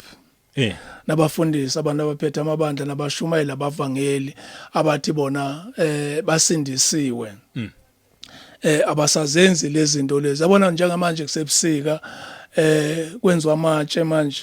Yes. Kuvulwa amatshe ijele kamkhulu kagogo lika auntie lika brother lapha mawudlula nje lapha ngasemathuneni uyabona lapha amathuna embathiswe amashidi amhlophe nganoma amashidi noma yini kodwa embathiswe lokhuzana alindele ukuyovula. Ngifuna ukwazi ukuthi mabethi bona basindisiwe bafunani lapho eBhayibheli ngoba alikho ivesi elisigunyazayo ukuthi siye kulezo zinto lezo. Ngoba okokuqala labantu laba bebenza lawo matshe lawo abanye bahlaba imbuzi. Yebo. Ingqophunga phela lezo abantu abanemali imbuzi ngazathi kuthiwa ila kubo 4000 mina ayigcinela kubo 1000 couple. Abanye bahlaba imbuzi kuthiwe kuyabikwa. Yes. Uyobikelwa abanye bayalapha ethuneni nesnafe abanye notshwala umqombothi abanye nempepho. Bawushisa impepho lapha bafike bakhothame ke lapho abomndeni. Yeah. Bafike bakhothame lapho hayi mkhulu sizolungisa itshe lakho sizokwenzela itshe lakho lana ungakhathazeki bese bayahamba bayile wena uzawuphetha iBhayibheli uthi awusazenzi lezi zinto lezi manje since bekhulumile lapha lokudla konke sokonakele lokho mina ngifuna ukubuza ukuthi abobishop nabafundisi bafundisana lapho ngoba ufunani lapho. Number 2 kunabanye abafundisi abakhulumayo la nabo bishop bathi bona ba celebrate ilanga lokuzalwa kaJesu. Oh yes. Ilanga lokuzalwa kaJesu alikho la eBhayibhelini. Yep. Ukuthi kumele li celebrate lelo langa lelo. izinto ze-paganism lezo abantu abangakholwa.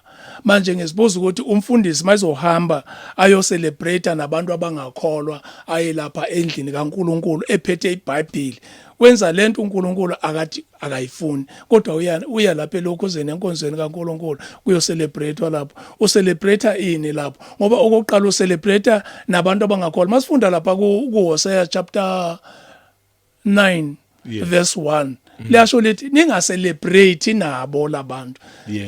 Ilokhuzana uNkulunkulu usinikile ilanga lokulicelebrate ukuthi celebrate imvelo indalo. Si-celebrate every week, we are celebrating every week, we are celebrating.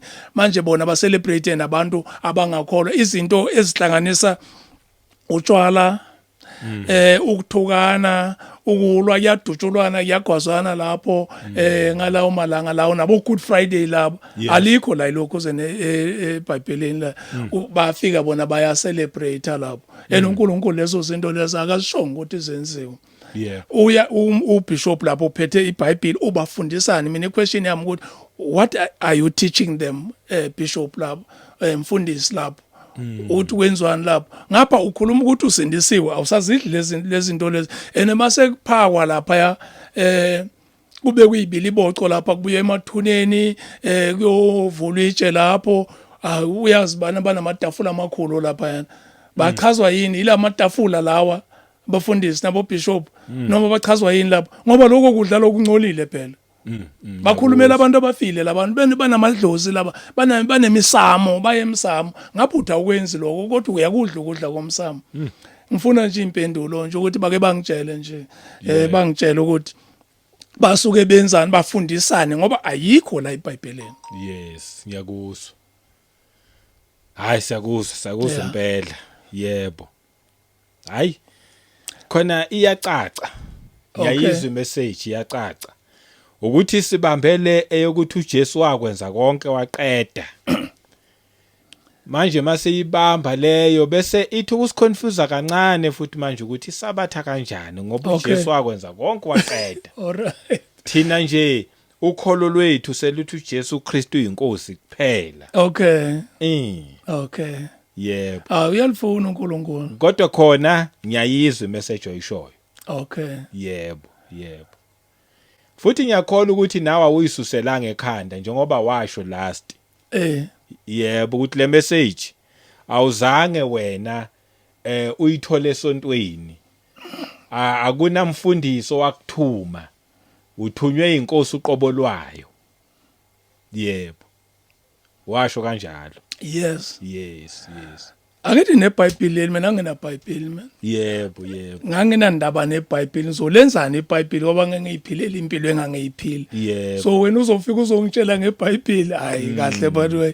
Kodwa into engimangazayo njengoba ngangisho ngithi into engimangazayo bengithi mangilibona iphepha leBhayibheli ngithi alifani namaphepha eincwadi ngoba uyalibona ukuthi linjani. Bengithi mangilitholile iBhayibheli ngizolithatha ngiyolibeka kahle. Ukhona omunye ezasebenza naye wathanda ukubhema insango ngeBhayibheli. Inhliziyo yami ibe buhlungu. Athi hayi limnandi, iBhayibheli limnandi. Inhliziyo yami iba buhlungu ene manje iba buhlungu nje akuna reason. Ngoba ngilifundi, angilifuni, angilidingi. Kodwa nje ngizwe ukuthi ngiphatheka kabuhlungu. Yebo. Hayi kuzwakele. Hayi. Siyabonga mangabe kuzwakele ngazathi nabantu bangayizwa imessage elokhozana inamba yami ye-WhatsApp 068 493 8721 WhatsApp leyo. Umuntu ofuna ukungifonela ngoba manje ngisebenzisa ilokhozana itablet. Manje ngiphathi ke so ngisebenzisa ilokhozana ifone. Ufuna ukungifonela angangifonela ku 083 653 8360. Inamba ngisebenzisayo leyo for ukufona ukuthi sicommunicate. Siyabonga ukuthi uNkulunkulu ngazathi angenza ukuthi abantwana bakhe njengoba bebukeka beyizwa le message ngazathi bangayiqhubekisa. Ukhona washo wathi hayi abayi2 futhi abo abasho bathi hayi le message thina siyayidlulisa sidlulisela abantu abaningi futhi Yebo. ya ngazathi ingaqhubeka ibhebhetheke njengomlilo wequbula njengoba kade ngisho Yes. Hayi cha kuzwakele. ya Yebo sibongile kakhulu. Sibongile isikhathi sakho nokuthi ulokhu uyihlupha uza. Nokuthi last waphazamiseka phela sasibekele ya date. yes Saphazamiseka kodwa nakho ubekezelile ubuyile futhi Yeah. siyabonga nje ngakho konke lokho. Yeah. Sayidlulisa le message nami ngiyafunda. Nami ngiyafunda ngiyimi nje. Angithi siqhamuka kwi-culture ye-Sunday. yes Manje kufanele qale kusizwe kahle sizwisise sibuye la ungavela kwiSabatha. ukugijima Kufanele angithi manje senze mina nginalento leyo ukuthi ngifuna ukuthi omunye umuntu maye ngibuza ngikwazi ukuphendula. okay Yebo. Nami ngisayihlupha ngisabheka njengoba usufikile nje ngisazosala futhi ngiphinde ngibheke futhi okay ngoba nami ngifuna ukuthi ekugcineni ngikwazi ukuphendula. ya enjalo le ndaba kodwa ke Yeah. into emnandi ukuthi siphendulwa yiyo le ncwadi Yes. ya ayisuke ekhanda Yes. yabona njengayo nje le indaba yokuthi hayi sesibheka uJesu thina ayikho eBhayibhelini thina sesibheke uJesu ngoba wasifela ayikho eBhayibhelini elokusifela ukufa kwakhe uJesu akusho ukuthi ukungagcinwa iSabatha Asingathi ayikho ikhona yona eBhayibhelini. angezwa Indaba kaJesu ikhona yona. Kodwa manje sekufuna siyibalansise. Sikwazi ukuthi sithi iSabatha kanjani uJesu kanjani. ngoba wayeligcina kwasayena Yebo. so manje asikwazi ukuthi sivele sithi no hayi uJesu ngoba engasekwa hayi phelile indaba yeSabatha no hayi liyaqhubeka Hayi eSabatha that's why kwi first message yami engayisho ngathi uthi uNkulunkulu azibuye emasisweni yeah Yebo. abantu bakhe kade benza ngendlela zabo belikhohliwe iSabatha njengoba usho nje ukuthi sikhula kukhonzwa Sunday. Yes. So manje singabe sayiqaphela imibhalo ukuthi kodwa ke bakhona abantu uthola ukuthi bayiqaphele imibhalo umuntu athi hayi man ilokhuzana leli langa leli ngoba ukhona umunye wakasixoxela uthi kunomuntu wayenesiphaza elokho efunda iBhayibheli wabona ukuthi hayi man kahle ilanga likaNkulunkulu iSaturday not Sunday. So Saturday avali isiphaza sakhe tshela umndeni wakhe umndeni ungamlaleli avele kena avale awuhlale eroomini njengoba silana nje ungayile endlini zohlalela la asifundele iBhayibheli lakhe ilanga lonke. So ke asifanani ke abanye abantu uNkulunkulu usebenzisa omunye umuntu ukuze bazi Yes. kanti abanye uya kubo direct Yes. ngoba nje mina if azange uNkulunkulu eze kimi azongitshela ngeSabatha abe ngizokutshela ukuthi hayi umuntu uduze ngazathi akekho right la ekhaya ngoba vele ngangiye ngisho ngithi ngelokhuzana ngeSabatha siya emigidini siya emingcwabeni yazi kumnandi nje manje abantu bazosimoshela ilokhuzana ilanga and labantu bahlala the whole day hayi ayikho yonke lento le so until uNkulunkulu asiveze direct kimi ukuthi hayi ndoda uyaphaphalaza la kahle ihamba kanje lenhle Yes. yeah Hayi sibonge kakhulu. Abangakayizwa imessage mhlambe uyaqala nje ukuhlangana nayo la le message. Khona upart 1 no part 2 lo part 3. Ukuyilandela lapha eqaleni khona uzokwazi ukuthi sikuphi la esesikhona njengamanje. Ngokucinwa inkosi ngiyathemba futhi ukuthi uzophinda ubuye futhi na next time. kusho ukuthi Nkosi mayivuma sizobona isubject ezobe sikhuluma ngayo okay ake sidlulise nansi isubject yokudla before sivala ngicishe ngayikhohlwa isubject le eyilwane yebo izilwane lezi ezehla lapha kulokhozana kuPeter yeah lapha kuPeter chapter Izenzo 10 chapter 10 engicishe ngayikhohlwa le message ngoba abantu bayichaza ngendlela eziningi ezehlukene so lapha kuPeter chapter 10 nalapha ku I mean ngithi kuPeter ku Acts Izenzo. chapter 10 Yeah. nalapha ku Acts chapter 9 sizodlula lapho imessage la ilokhuzana uPeter la uboniswa leyilwane lezi izinhlobonhlobo Yes. leyilwane zehla ngeshide lemhlophe Yeah. ezehle kwaze kwaba kathathu Yes. ya uthi uNkulunkulu udlana manje abantu bathatha ngokuthi uNkulunkulu wayethi badle literally enakhulunywa ke la ngezilwane njengoba abantu becabanga khulunywa ngezizwe Yebo. lezo ilwane lezo kwakukhulunywa ngezizwe izizwe ngezizwe ezehlukene so Yes. that's why kubonakala ilokhozana ishiti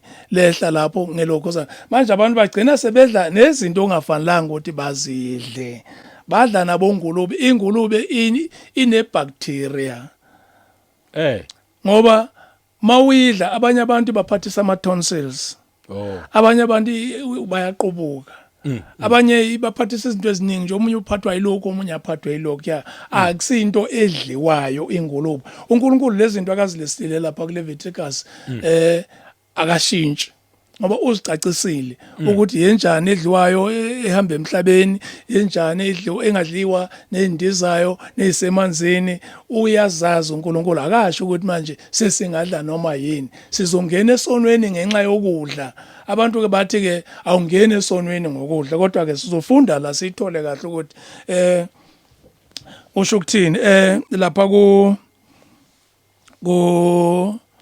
Acts chapter 10 verse 10 he became angry ukukhulunywa ngolokhuzana ngoPeter la sizoyiqala yonke sayithi nje lapha nalapha yanje just ukuthi abantu bacacela he became hungry and he wanted something to eat while the food was being prepared he had vision he saw heaven opened and something coming down that looked like a large sheet being lowered by its four corners to the earth. In it were all kinds of animals, reptiles, and wild birds. A voice said to him, "Get up, Peter, kill and eat." So abantu ke ukhona omunye sathi sikhuluma naye la khuluma ngayo le ndaba yelokhozana yezilwane lezi uyangibuza uthi ilokhozana lezilwane lezi nithini ngazo nini ebuza mina ngathi mina uthini umfundisi wathi hayi umfundisi uthi hayi ngoba zibuye ezulwini uNkulunkulu uyibusisile sesingadla Okay. wala manje akuhambelani kanjani Yes. ya cha akuhambelani kanjani lehlile ke leli shithi kwazi kwaba kathathu masifunda lapha ku19 njengoba ngishilo umuntu uzozifundela from lapha ku chapter 10 verse 1 aqhubeke nayo masifunda lapha ku19 efundeka kanje Peter was still trying to understand what the vision meant when the Spirit said, "Listen, 3 men are here looking for you." Those people kwakungama Greek labantu laba abezayo okusho ukuthi manje ibatshela le ndaba le yalezilwane lezi ukuthi manje seningashumayela nakwabezizwe bonke asifunde lapha ku 34 verse 34 Peter began to speak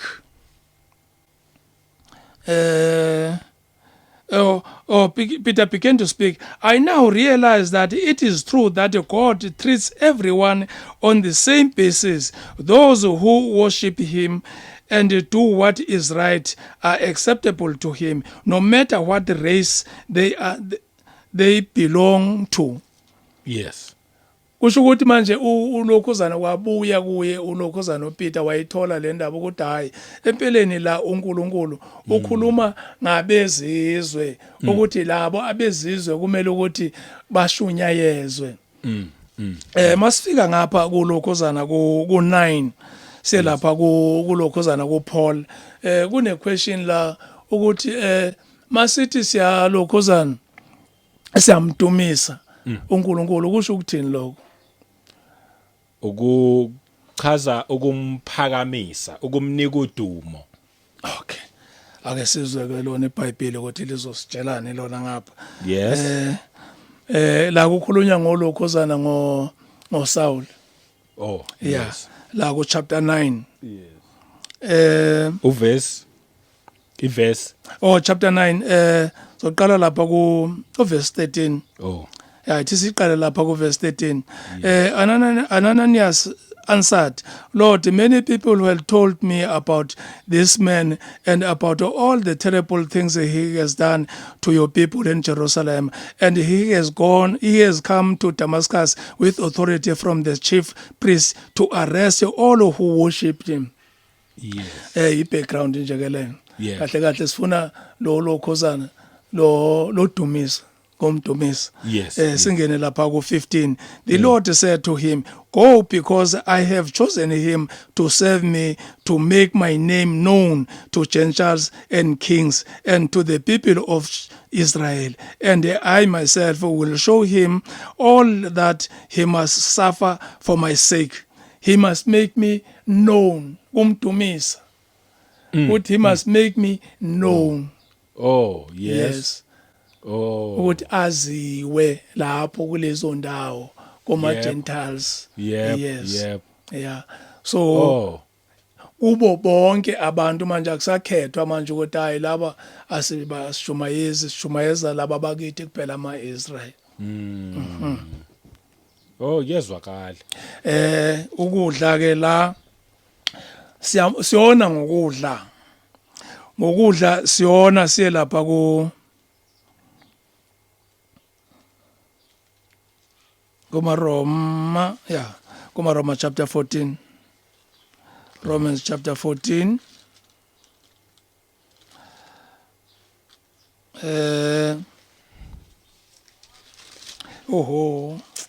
Hayi sengidise manje. Yazi sathi siye kwenye indawo elokhuze nePitori lapha ya. Sayifuna le ndawo. Hey, saze sabadise singayitholi le ndawo sitravel shone ngapha. Thi lapho sesiqede khona sesitholile saqeda lapho. Mase siphuma abantu engihamba nabo badisi manje abasazi ukuthi siphuma kanjani. Ngithi direction siyi3. Bathi bona siphuma ngapho ngithi cha siya ngapha. But hayi ene driver mina hayi qinisa ekhanda mina ngayiphusha ngathi bayibona ukuthi hayi manje ngisho ukuthi sesivule kakhulu ngapha nangapha. Oh yebo. Sengibadise manje. So funda lapha ku Romans chapter 14 verse 20. Do not because of food destroy what God has done. All food may be eaten, but it is wrong to eat anything that will cause someone else to fall into sin. All food. Abantu manje bathathela kuphi? Bathathela ngale kule ilwane lezi. Ukuthi uyadla le ilwane seziphindile ukudla. Cha. Akukhulunywa ngazo ilwane la. Kusakhulunywa ngokudla. Yes, ngokudla. Yeah. Ukuthi all food may be eaten. Ungadli noma yini ezokhosa ukuthi ungene esonweni. And ungene esonweni phela isono noma sincane noma singakanani. Isono. Mawuzodla into wrong uyifake la emzimbeni. Our bodies uthi uNkulunkulu our bodies ama temple.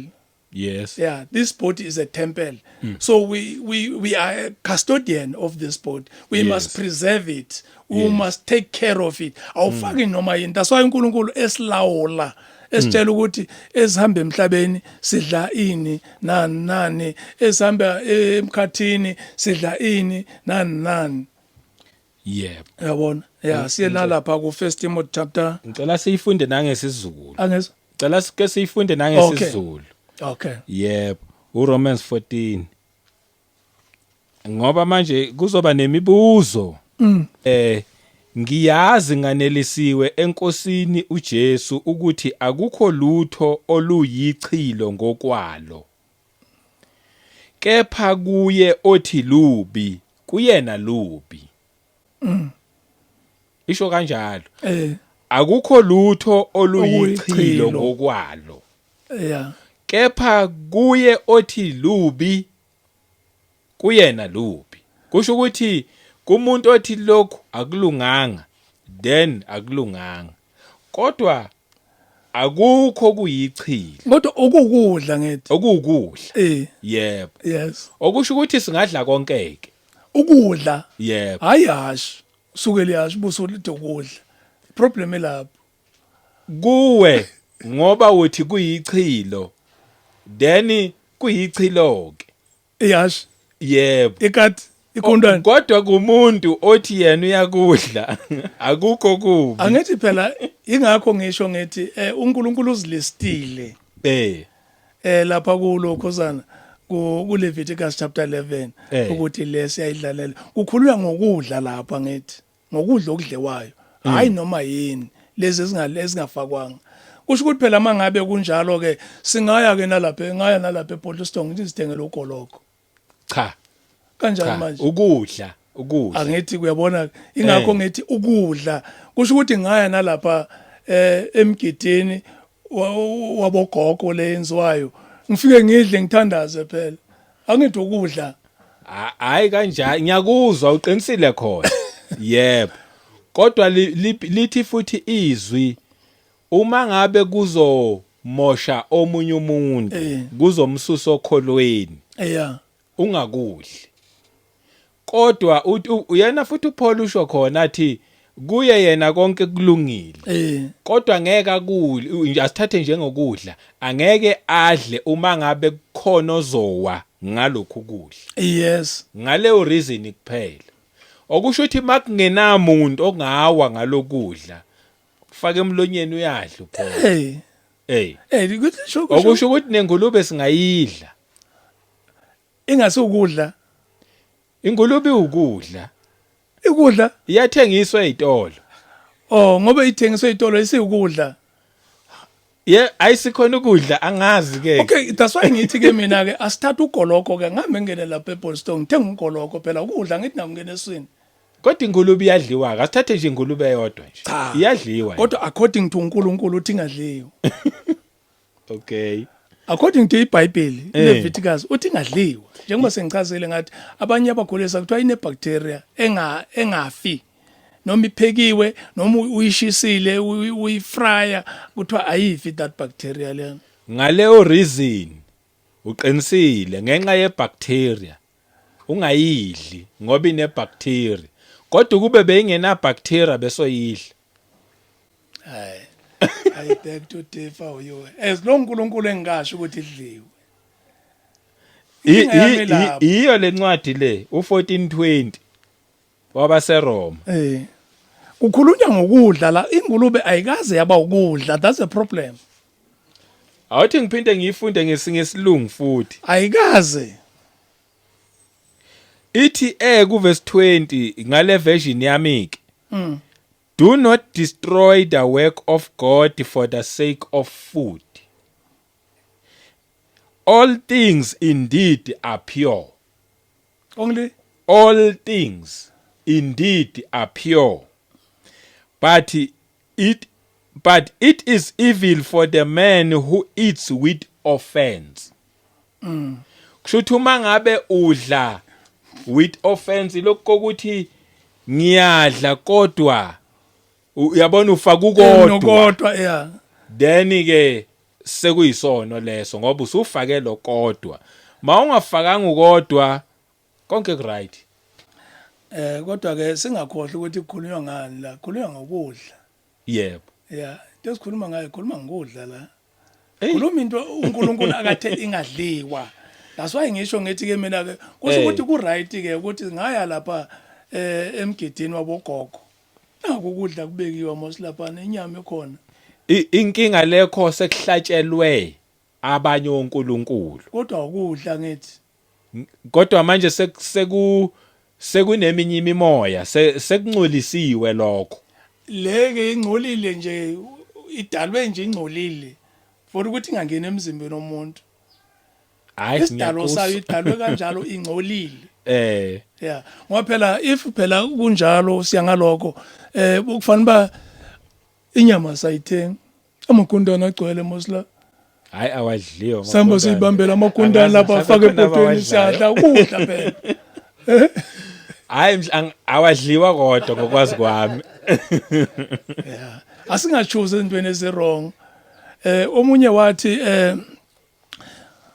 uyalokhozana uyazifunda incwadi zeSatanism ngithi mina incwadi uzifunda kanjalo kodwa ayikho ukuright okutholayo lapho eincwadini zikaSathane ngithi mina okay usho ukuthi wena ungaphakelwa lapha endlini unkosikazi wakho noma uma wakho akuphakela ukudla ukuchekiwe kwatholakala ukuthi lokudla ku right ku clean wena ubuso uyakuyeka uyalapha emabibini uyokhetha ngoba kukhona ozokhetha ngoba uyazi ukuthi yonke into elapha ingcolile into efana naleyo ke leyo ukuthi uthola ukuthi manje ingulube le ilapha emabibini wena uhamba uthi hayi le at least clean lena ngizoyidla ingulube asiyeke lezi esingafuneki lezi sikhulume ngaloko okudliwayo vele. Okay. Yeah. All right. Yeah, bye. Hayi kezwakala. Kezwakala. Yebo. Hayi but siyabonga nje kakhulu babuduba. Kumnandi ukushare lezi indaba. Kuhle sixoxe. Kusithi kunemiqondo sithi ukushare singathi siyaphikisana kumnandi nje. Egcineni kodwa siyavumelana. Yebo. Siyabonga kakhulu. Ake ngikhulume nje nababukeli emakhaya ongakamamukeli uJesu abe inkosi nomsindisi ngiyakucela ithuba leli. Usasenalo usaphila usasemhlabeni. Mthatha uJesu nje abe inkosi nomsindisi okuphila kwakhe ukwakho.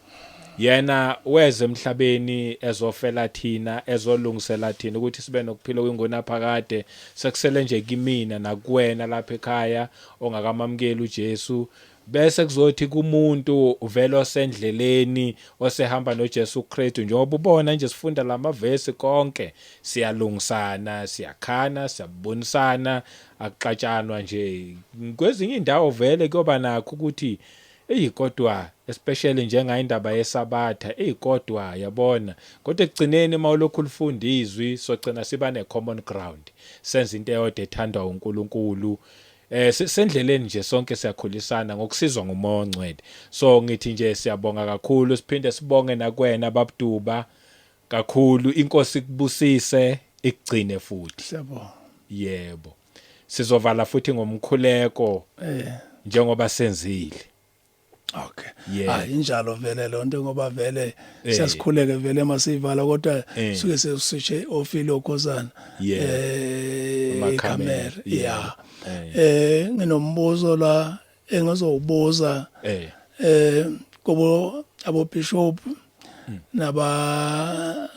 nabefundisi bavangeli nabashumayeli ukuthi ngabe ngawubuza lo mbuzo oqala ngisawuphinda futhi namhlanje ngoba ngingatholi impendulo ukuthi ngabe bayabatshela yini ukuthi imithetho kaNkuluNkulu ayisekho u10 seyu9 mangabe isese-10 kungani lo nomunye ongagcinwa. That is my question engiyibuzayo ngicela ukuthi basitshele sazi. Yeah. Yebo. Hayi sesingakhuleke ba. Siyabonga. Yes.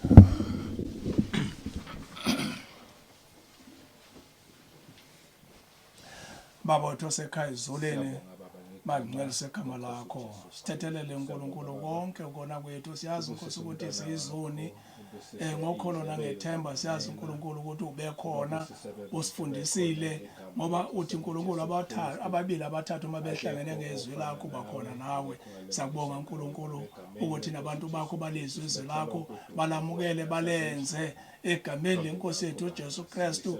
Ube nayo inkosi nomntwana wakho umduduzo umntwana kaShabango ube naye aqhubeke inkosi nalo msebenzi ukuthi kusabalala izwi lakho ngoba lo msebenzi awenzayo umkhulu kakhulu usabalalisa izwi lakho lifika endaweni eziningi lapho besingacabanga ukuthi lingaze lifinyelele khona egameni lenkosi yethu uJesu Kristu. Ube nathi ngazonke izikhathi ungakhohlwa amagama ethu encwadini abaphilayo sekhaya izulwini uhlale nathi manje kuze kube phakade. Amen. Sibongile. Yebo. Ngomusa wenkosi yethu uJesu Kristu asiphinde futhi mangabe inkosi sathandile sihlangane kwivideo elandelayo. Amen.